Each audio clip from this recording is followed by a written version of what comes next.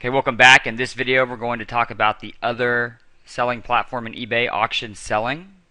So auction type listings are good if you don't wish to do any research on how much to set prices on your items. Okay, so you're selling a unique item of good value that often benefits from a bidding process. For example, a collectible. Okay, so you can't really do any research on that. It's unique.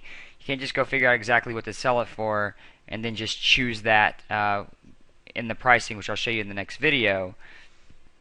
And then if you have no idea how much your item is worth, okay, if you have no way to figure it out, and you'd prefer the bidders to determine that answer for you, okay. So you can test times of the day to find optimal times to run an auction. So you want to test the times of day to find optimal times to run an auction.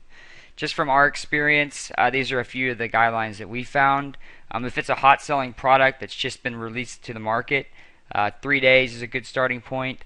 Products that you obtain in bulk quantity from a supplier to resell, you might want to set that for about 5 days. We got a little repeat there. And then products where you do not have bulk quantities, about 7 days. Okay, and that's the default. And then very high valued items that you do not have bulk quantities of, set it for about 10 days. Okay, that's how long you're going to let it run.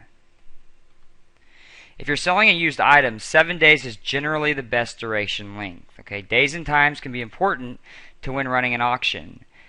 It will be affected by the type of product you're selling for sure. On special days, wait till last day to list your item to avoid competition while still taking advantage of cheaper listing prices.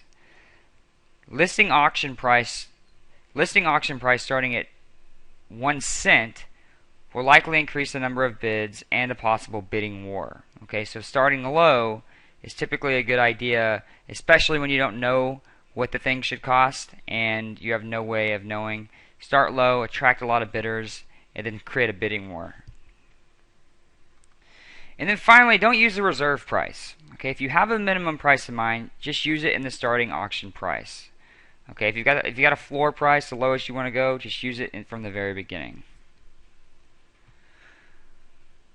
Okay, so thanks for watching this quick video on auction selling. In the next video, I'm going to actually take you through the product that we're creating, and I'll show you the difference between how to set up auction selling versus how to set up a buy it now.